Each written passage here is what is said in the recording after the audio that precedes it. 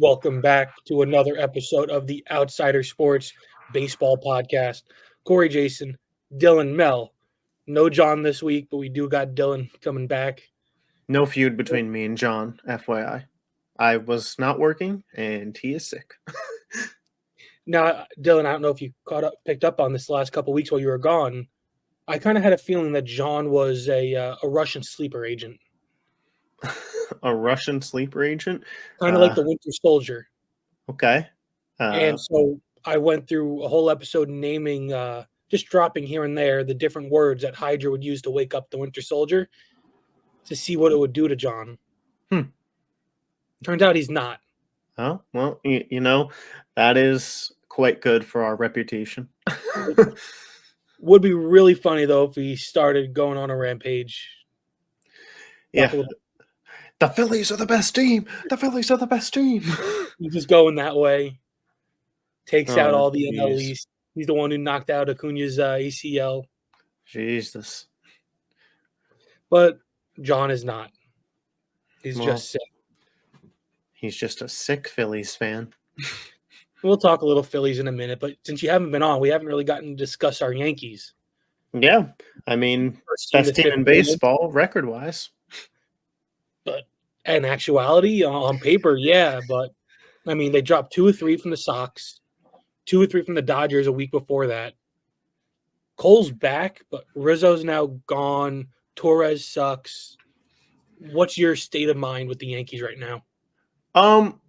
Well, I'm not sure if it was you. Somebody asked me a couple weeks ago what I would want the Yankees to do at the trade deadline. And a couple weeks ago, my answer was, I don't know, boost up the bullpen. Kind of like the default answer. Now, we very clearly need a hitter to be in the back of the lineup. The bottom half of the lineup is just a killer for Yankees rallies right now. Rizzo, it seems like age maybe caught up to him. He's just not the player he once was. Gleyber Torres, probably should have traded him 2 years ago when value was still there. Be lucky to get, 10 cents on the dollar for him at this point. But I think making a trade for a better second baseman would be what I would want the Yankees to do. Gleyber's not good defensively, and Gleyber's not good offensively. For all of Rizzo's struggles, I believe a veteran, he at least has good competitive at-bats, and is still a really good fielding first baseman. And that's on with that, though, too. Yeah, it was an off month. I have more faith that he would get back to being a good fielder than Gleyber would suddenly become one. Absolutely. And even if he's not, LeMahieu could still play first, Oswaldo. There's just enough depth there. At second, I would rather bring in a better defensive player, maybe even if they don't hit amazingly. Tommy Edman is a guy who could play anywhere on the field. If you want to go for like a really big name, maybe you could pry like a Jazz Chisholm away from the Marlins for a monster package. I love the fit Ryan McMahon would bring. Yeah, from one of these NL teams that stinks. Even if you want to go to the Brewers and try and pry away Willy Adames, I don't hate that move either. But yeah, that would be where I would target, is a second baseman that can come in and actually have competitive at-bats in the bottom of the order. Because while your Judge, Soto, Stanton are crushing at the top of the order, it feels like 3 easy outs if you see 6, 7, 8, 7, 8, 9 coming up to bat. Let me throw another name out there for you, because I feel like corner, infield, third base is also somewhere where we should try to get better. Now, I don't know if this team's going to sell. I think they should, and that would be the Houston Astros and Alex Bregman. I know Yankees and Astros have their animosity and their anger. Yeah. But Bregman would really lengthen this lineup, and he's very good defensively. He's a walk year for him. He's a free agent. For sure. Wouldn't cost too much. No, and I would favor a Bregman pickup versus Arenado and taking on that contract. Oh, absolutely. I will say that. I don't want the money. And Bregman can perform in the postseason as well.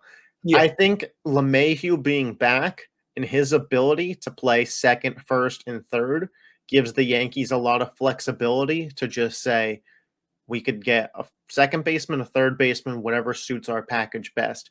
Even you can talk to the White Sox about Yoan Moncada, switch hitter, a guy who could, play every day. Obviously, when you're standard at this point, it's Gleyber Torres. There's a lot of room for upgrade. Yeah. So, but yeah, I would focus on getting somebody who won't be a defensive liability and hopefully could have some competitive at bats. The high end of that being Alex Bregman, but there's even some low end versions of that, like a Moncada that I mentioned. We could go through the teams one by one if we really wanted to. I believe on the Cubs, you could try and pry away a Nico Horner. He could play third or second, whichever you want to do there. Bellinger for first base, outfield. Yeah, Patrick Wisdom, if you really wanted to go and target that team specifically. I don't even know what the A's got going on, but probably any player on the A's is up for sale currently. If you wanted to if you wanted to knock on the Giants' door and try and get Matt Chapman, he was the guy that we talked about the Yankee signing in the offseason. Yep. Could go and try and trade for him. But there's a lot of flexibility, but that is the piece I would look to add. If it ends up being an Arenado, am I going to end up being excited for the prospect of this season? Sure. But I don't think it needs to be Jazz Chisholm, Arenado, Fernando Tatis level name. I think you could get away with Chapman, Moncada, and high-end Bregman and just add a piece to this team. The pitching, I can't believe I'm going to say this. I don't think they need to target a starter. I mean, you can never have too much, so I wouldn't complain. But, yeah, I would. Clark Schmidt's due to be back probably sometime after the All-Star break. He said it was going to be on the earlier side of the timeline than the latter. And Cole coming back this Wednesday. So I'm happy with where they're at pitching-wise.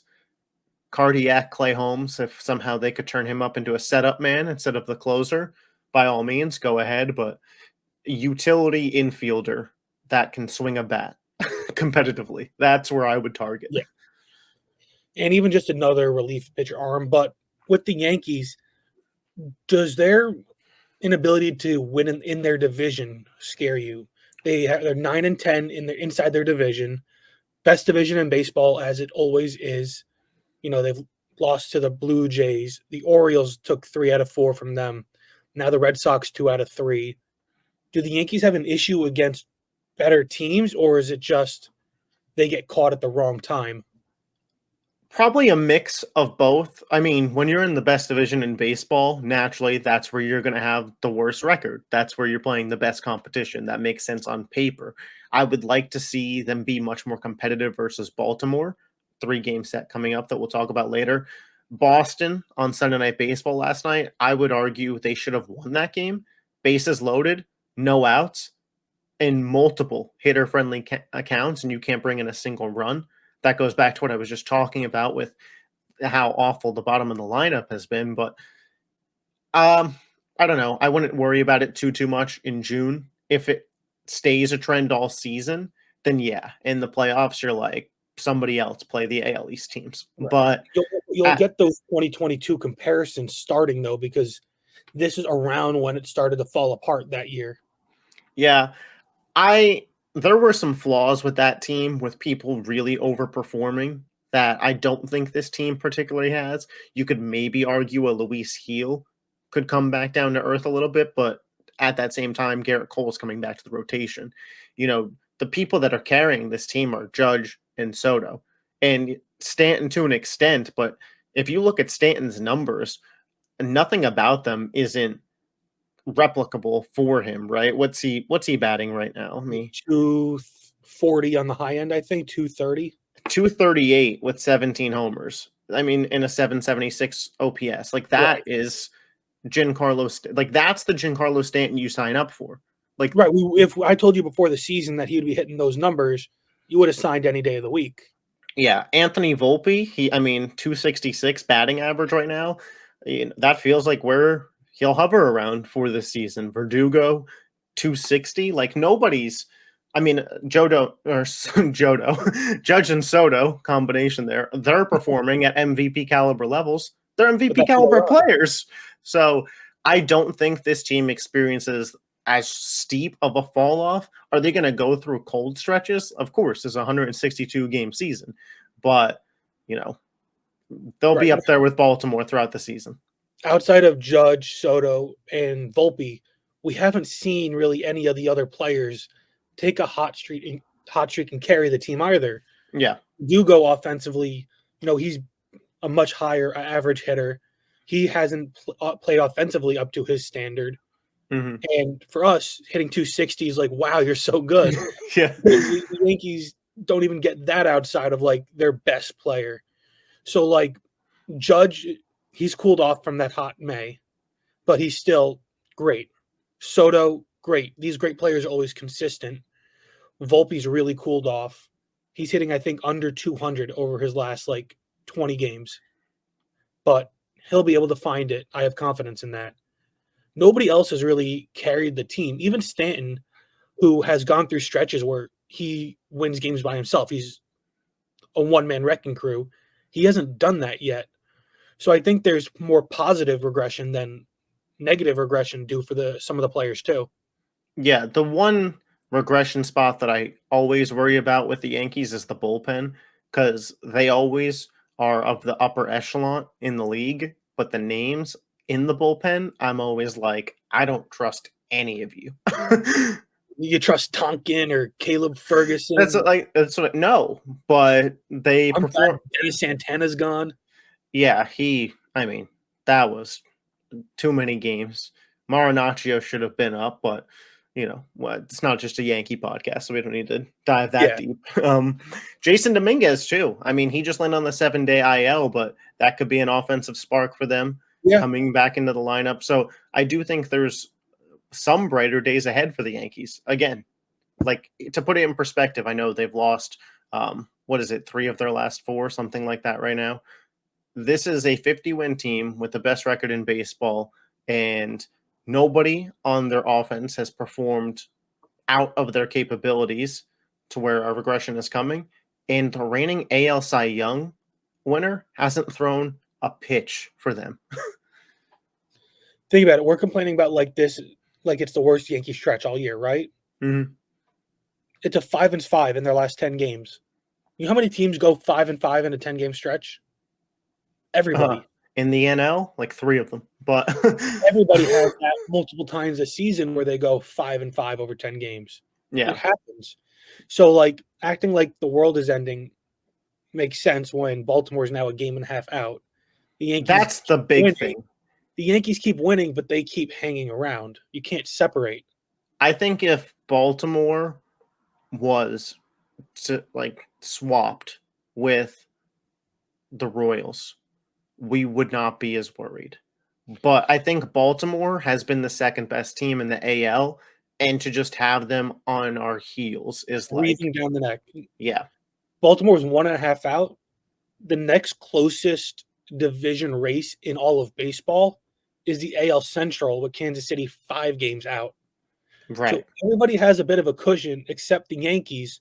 So the Yankees can't afford to go on a cold spell because you have a team that's as good as you waiting right there to overtake. And it's such an odd spot to be in. Best record in baseball, but the closest division gap. It just, again, it speaks to the AL East, and that's part of the reason why when you tell me that the Yankees are 1 game under 500 in the AL East, I'm like, that makes sense, right? Like, like that is where those series are where you need a Garrett Cole.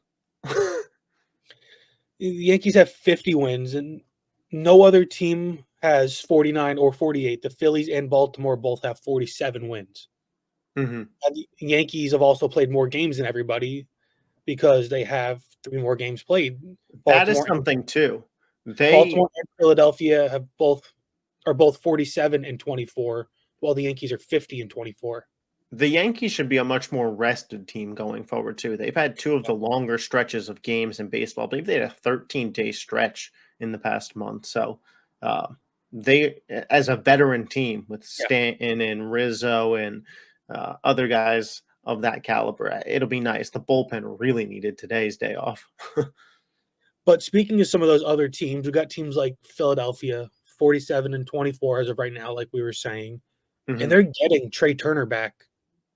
What do you think that means for them? Because I thought he was going to be out a lot longer than this, and the Phillies are still a great team. So just adding him really should help them. I think this is in Philadelphia Phillies fans' mind, and in my mind, their year. I think this has to be your year. The Braves lose Acuna and Strider. The division is all but yours if you play your baseball. The Dodgers don't have Ohtani pitching, and they're not at their full strength without that. And, Yamamoto still getting used to the MLB, figuring out that lineup. Now Mookie Betts with a fractured hand. Yamamoto's out This, too. yeah, this needs to be the Phillies' year. I mean, they've been knocking on the door. We're in the World Series 2 years ago now. The lineup is set. Bohm, we'll talk about him in a little bit, but having an all-star caliber year at third base, which I think people saw him improving, but to that level, I didn't hear a single prediction of that. You could argue the Phillies have 4 all-star caliber players in their lineup, maybe 5 if you want to give Schwarber or Castellanos some credit, but Harper, Realmuto, Trey Turner, and Bohm. That's, all-star caliber players. The pitching has been some of the best in baseball. Wheeler and Ranger Suarez are the 2 current favorites to win the NL Cy Young, and they're both on the same team. This has to be their year if you're a Phillies fan. Has to be. But another team, like you mentioned before, that the Phillies need to take advantage of them being down is the Dodgers. Mookie Betts fractured his hand. He's out indefinitely.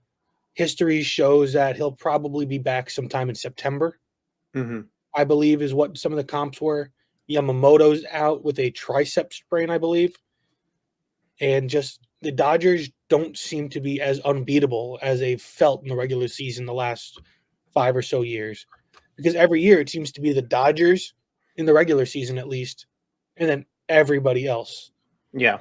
So I don't know if losing Betts for almost the whole season kills them, because I don't think anybody in their division is going to be anywhere close to them. But it's definitely something that's going to linger and possibly could affect them in the postseason, because Betts won't be 100%, even mentally, by the time October rolls around. He's going to need to get back into the swing of things. I believe if anybody on their team is built to do it, it's Mookie Betts. You can't say that he's not a winner. So he'll come back and he could play wherever they need him to play. Yeah. It's just sad to see, because he's having such a great year. Take a Yeah. ninth on I our mean, he was fastball. the MVP favorite. I mean, is it Ohtani now the MVP favorite as a I don't. DH? I That mean, doesn't sound right. yeah. Is it Harper at first base? I mean, right? Like Acuna down and out, Betts down and out. I mean, is it Tatis? Like, Like, I none of know. those names seem right. Is it Alec Bohm? Is it Alec Bohm? If I only mean, John was here to support that. I mean, statistically, there's an argument in my mind that just doesn't sound correct. It, And I'm not trying to be an asshole. it It feels just like Luke Voigt being the runner-up in 2020. so Otani is currently the favorite at plus 180, Harper plus 300, and then Tatis at plus 950, and then Freeman at plus 1200. So I got Ohtani in the offseason at like plus 1,000, since he wasn't going to pitch. I got Judge in the offseason at plus 800. I don't know how. But I mean, he should be the favorite every year, Judge. he's now minus 110, and FanDuel offers me more and more money every day to cash out, and I just look at them and say, nope. No. No, thank you. But some of the names, we're going to talk about the All-Star ballot, because that got released, the first update. Balloting opened about a week or so ago, and we're going to start with the American League. Now, I'm going to give you the top 5 guys at each position, and tell me who you think should be in, and if there's anybody that's missing. Okay. So first base, leading the pack is Vladdy at 746,000 votes, followed by Canada. Mountcastle, Naylor, Rizzo as the 4th, and Nathaniel Naylor. Lowe. So, I mean, who do you have? Who's your guy at first base? Although Canada plays a huge role in it, I do have Vladdy I just think he is the quintessential best choice. 284 batting, 30 RBIs, a 780 OPS. For a little while, I thought it was going to be Josh Naylor, but batting 229 is not going to lead you my vote. You Yeah. could make a case for Mountain Castle, 270 average, 11 homers, 32 ribs, 784 OPS. Personally, when it's that close like that, call me, a casual. I go the bigger name. I want to I see the think bigger that's more than star fair. in All-Star. I think And that's more than fair. yeah, So then going on to second base, Vladdy's, who I would also pick. You got Altuve leading the pack at 620,000 votes. Simeon, Michael Massey of the Royals, Jorge Mateo with the Orioles, and then Andres Jimenez. Who do you yeah. got? I think that Michael Massey makes a good case, but right now it's Altuve. I mean, the Yeah. RBIs aren't there, but batting just under 300 and 810 OPS, a good defensive player. As much as it pains me to say as a Yankees fan, Altuve is the all-star representative for the AL. Now, third base, you got J Ram leading 742,000, followed by Westberg, Devers, Oswaldo Cabrera, who's got 218,000 votes. Then IKF, our old friend, rounding it out. Oh, Who would have Toronto. thought? Who would have thought? That's just Canada. That's just what that is. They just vote their guys so high up, I swear. I feel like this one, I don't even need to ask you. It's Jose Ramirez. Jose Ramirez is a top player in baseball. The RBI differential, he has 20 more than the guy who's in second for voting, and that's Jordan Westberg. Yeah. So it's just one of those where it's not even worth a question. Yeah. Shortstop, though, this is where you can debate a little bit.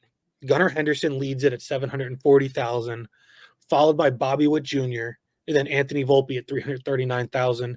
I think all three of those guys are more than deserving of being on the roster. Yeah. Only one can start, but having a roster spot, I believe all three should be on the team. Then you got Corey Seager and Bo Bichette rounding that out. Mm-hmm. Who do you go? Do you go Bobby Witt Jr. or Gunnar Henderson as a I think some people maybe are going to say that I'm making this pick because I'm a Yankees fan, but I'm going Bobby Witt Jr. He's I thought we were batting about to argue this. I thought we were about to have a conversation. I did not expect us to be on the same side of this. a whole .63 average higher than Gunnar Henderson. Yes, Henderson's got more pop, but even at that, Witt's got more RBIs. I think Bobby Witt is the bigger threat in terms of on the base paths as well. I think he's the slightly better defender. And I know that in baseball, winning isn't a player stat, but Bobby Witt Jr. is the leader of this Royals team who have really kind of come out of the dirt. Everybody knew the Orioles were going to be good. Bobby Witt Jr. leading Kansas City. I think they deserve an all-star, and I think they get one. I think Baltimore could maybe get some guy somewhere else, but for Kansas City, it needs to be Bobby Witt. I think Bobby Witt Jr. is the best shortstop in baseball. I mean, Mookie Betts. I have trouble viewing Mookie Betts as a shortstop, but I think Bobby Witt Jr. is a better shortstop. Mookie Betts might be the better player. Yeah, I think that's like fair analysis.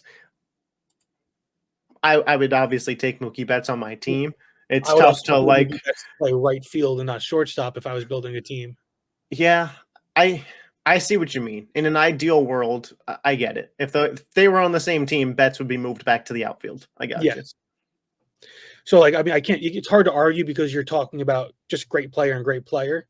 There's really hard to knock either. But I think Bobby Witt Jr. is still somehow underrated. Yeah. But now let's go to the outfield. Now, the three starters in the outfield are Aaron Judge at 1,336,000 votes, Juan Soto at 1,252,000 votes, and Kyle Tucker at a measly 593,000 votes. Kind of crazy, followed by Juan Santander, Alex Verdugo there at 293,000 votes, Kowser, Adolis Garcia, and then Mike Trout rounding out that top nine. Top three, obviously, are the two Yankees plus the Astro. I don't think anything surprises you. If I told you to name who you thought the outfield starting would be for the American League back in February, I think this would be the three you would have picked. Yeah, and I think that the voters are right. I think you can make a case for Kwon with just his batting average, and I think I he's don't think deserving he's of a I don't think he's eligible, quote unquote. I don't think yeah. he's played enough games to have his That batting average that's even what I was be. gonna say. It's like a little inflated. I Yeah, wouldn't mind if he got like a bench spot, but I definitely think Kyle Tucker deserves the spot. I think absolutely. maybe baseball fans that haven't followed super strongly throughout the year might see Kwon's batting average, be like, you got to put that guy in. Some context behind it. Right. Yeah, but I think this is one of those where, this is what it was going to be. This is what Mhm. it should be. The best players deserve to have the spots. Yeah. Catcher, Adley Rutschman, 792,000, followed by Salvador Perez. Jose Trevino is number 3, 239,000 votes, followed by Danny Jansen and Jonah Heim. Adley's great. Yeah, I think this is maybe I'm being too political with it. I think you split the Royals and Orioles. I think you give one of them shortstop and one of them catcher. I gave Bobby Witt shortstop. I would give the nod to Rutschman at catcher. I think he's certainly the better defensive Yeah, catcher. I know we don't really care about defense in the modern day baseball, especially when it comes to things like this, but right. their hitting statistics are so close. Adley's the better player on paper. And both those guys that you split should just make the roster either way. Yeah, yeah, for sure. I mean, the other guys will come in the seventh inning. We'll do a little swap, but I think Adley is deserving of the starter spot. Now for designated hitter, Yordan Alvarez at 475,000 votes, Giancarlo Stanton at 408,000 votes, then David Fry of the Guardians, O'Hearn of the Orioles, and then Josh Jung. I mean, Jordan, I think is great. Jordan, I always have to throw a little bit on because I think he's always sneakily an MVP candidate. But I mean, Stanton's resurgent. He's just always got to be in the race, to me, Stanton's the clear second place, but nobody in that race is close to Jordan Alvarez. which is kind of funny because chances are then Stanton probably gets the nod as the second DH, Yeah, I would especially say if the so. top two in each group move on to the next round. And usually both guys end up making the roster while one's a starter, one's a bench guy. And I just think it's funny if Stanton's a DH in the All-Star game again because it just doesn't feel like it hitting 238. A Yeah, I lot mean, different than it was a couple years ago. yeah, I think the batting average doesn't tell the full story, though. I mean, as Yankees fans, we watch Yeah. Stanton closely. Like, he looks good this year. Yes. It's interesting. The Astros, they're going to have 3 All-Star starters, and they're not a good team. I just Yeah. wonder how often that happens. It's never anything that I've really like paid attention to, and Right. my guess is since it's catching my attention, it doesn't happen that often. And it's not like this is the fan base voting it in like we had the Royals do in 2015, where the whole roster was basically Yeah, I mean, Royals, 2 or the Blue Yankees Jays fans a just couple told years you. right, or like the Blue Jays a couple years ago. These are 3 players that are more than deserving to be the Mhm. starter at their positions. That's what I mean. 2 Yankees fans just told you Yeah. that's who they would vote for. And if there's anybody that's gonna hold a grudge against the Astros, it's us. Like, you think I want Altuve to get accolades? No, I want him to retire in shame. He should still give Judge that MVP award back. He should. That I'll gain respect for him. But let's go to some studs and duds before we get into the National League. For me, my stud, I'm going to go with the Grimace Mets designated hitter, JD Martinez. 6 games, 20 at bats since Grimace threw out the first pitch, 9 hits, 3 doubles, 3 home runs, 9 RBIs. He's hitting 450 with a 1.643 OPS. The Mets may be a playoff team, question mark. Definitely Uh, drawing prices that I'm looking at for the Subway Series matchup next week. So I knew I should have hopped on it a few weeks ago when I started looking. yeah, I'm looking at Phillies Yankees, and it is brutal out here. Just to walk in, Yeah, $140 on a my Tuesday night. On a Tuesday night. that's exactly. I'm looking Tuesday night next week, Yankees Mets. It's less than that, but I want half decent seats.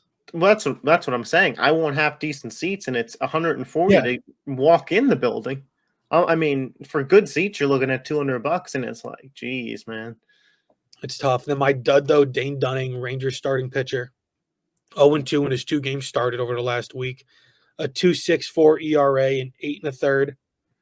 6 walks, 10 strikeouts, 8 hits, 8 earned runs. Just a struggle for the World Series champion and defending champion Rangers. Yeah. My stud is a pitcher who made the Rangers struggle. Logan Gilbert yesterday, he went 8 innings, 9 Ks, 0 earned runs against the Rangers. In the last 7 days, he's played 2 games, 3 earned, so a 1.5 ERA over his last two. I mean, 17 strikeouts. The guy's an absolute beast. I wish, you know, the Mariners could be more successful with how good their rotation is somehow. They're not, but we'll see if they get there. And then my dud, I let me pull up his stats because I told you Gleyber Torres and didn't even bother to look at his stats over the last week. I just knew they stink. Let's see where Gleyber's at. Gleyber's currently batting 222 on the year, has 4 hits out of his last 26 at bats over the last 7 days. Actually has 4 RBIs over the last week, which isn't bad for him. But he has 6 strikeouts in that time. And on Sunday Night Baseball, had an abysmal at bat when he could have been the savior for the Yankees. So, dud Gleyber Torres. All he had to do was hit a fly ball. All he had to do was put the ball in play and a run probably scores. True. Disappointing. Yeah. But let's talk about guys that actually do well for their teams. We've not talked about the disappointment that's Gleyber Torres. National League All-Star voting. First base, you got Bryce Harper leading the pack. Another starting off with the Phillies. I wonder how many they'll be. 1,110,000 votes. He's followed by Freddie Freeman, Matt Olson, Pete Alonso, and Cronenworth. When does voting for this close? Do you know off the top of your head? I don't. I think the end of the month, if I had to take a guess, though. I think Freeman Harper is going to be real close. And where you vote is dependent on where you're at as a baseball fan. Yeah. Freeman batting 300, Harper 279. But Harper 15 homers, so Freeman's 10. 43 RBIs for Freeman, 46 for Harper, so pretty much a wash. And Freeman with a 903 OPS, Harper with a 904. I mean, as close as a race could get. I personally lean Harper. I lean Freeman.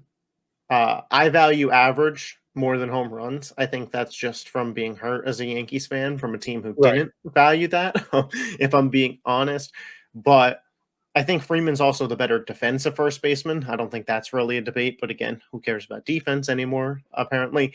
I think Freeman has a real shot with the Betts injury to have some big moments for the Dodgers, and that catapult him to winning this. That's more than fair. I kind of lean Harper just because I kind of look at team success too. Two really good teams. But up until the Mookie injury, Freeman was kind of the number 3. He was kind of the 1C. Ohtani and Betts, while Harper is the guy. He is the Phillies. That's also fair. I mean, being the guy, that was kind of what I talked about for Bobby Witt. Yeah. So I don't hate that logic. A very close race. Very close. Both are going to be all-stars. Let's face it that way.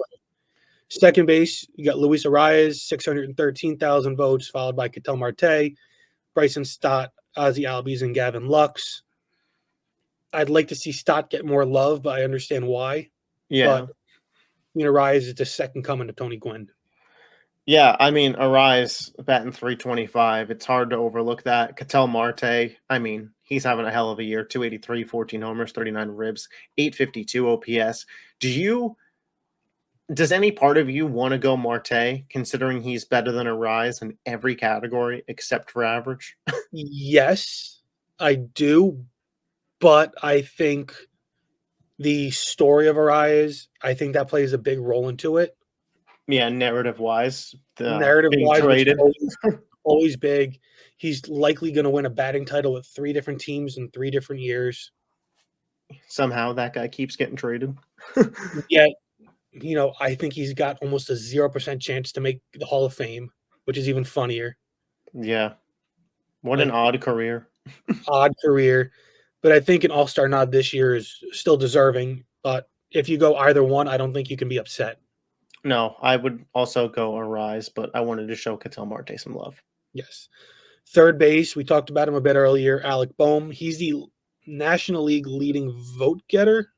I mean, second place, but he's got more than Ohtani. He's got 1,012,000 votes, followed by Manny Machado, Joey Ortiz, Max Muncy, and Ryan McMahon, who we mentioned as a possible Yankee trade target. it's not even close. No, Bohm's batting over 300, has 57 RBIs, and uh, we just talked about him as an MVP candidate. Machado's a big name, but this is Bohm's year to be the All-Star. now this next one, shortstop's a bit of an issue because, in my opinion, the top two vote getters are ineligible. Yeah, me too. Mookie Betts now hurt. He's leading the pack with 1,023,000 votes. Which He's I not, don't he's mind not gonna Mookie play. getting the nod for Get the being as nod, good as he has been. right? And he was deserving, but he's not going to play. Then you got Trey Turner in second place, who missed a good chunk of the season so far. I don't think he deserves it. I don't think he should be eligible. He's a good player, but he hasn't actually done anything. I think he's going to be the one that ultimately gets it, but I agree with your standpoint. So then that would, at least in my opinion, leaves with Ellie De La Cruz. I would.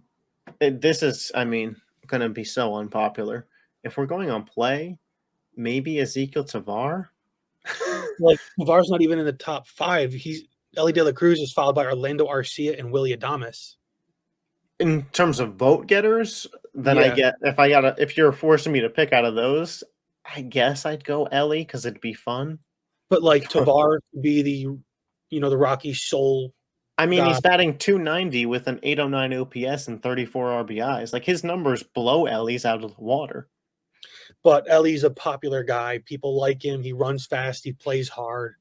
Here's my thing. If we're just going to put a guy in because he's popular, then you might as well just put Trey Turner in. Right. No, I'm with you. And I think Tavar is a good ad. This is the part where I feel weird because I feel like there should be a stance where Mookie should be removed from the ballot. Yeah. Trey Turner should have been removed. You should have if you have for statistics, guys need to play, X amount of teams games or have X amount of at bats per game played to be eligible. You should do that for the All-Star game too. No, I agree for sure. And then obviously you leave the bench spots at least open for a guy like Yasiel Puig when he first came up. Didn't play enough, but he played so well right before the All-Star game where him being in it wouldn't have been that big a deal because he was crazy good. Yeah, and you want to see him out there. Right. But I just think the shortstop in the National League is a weird bunch right now.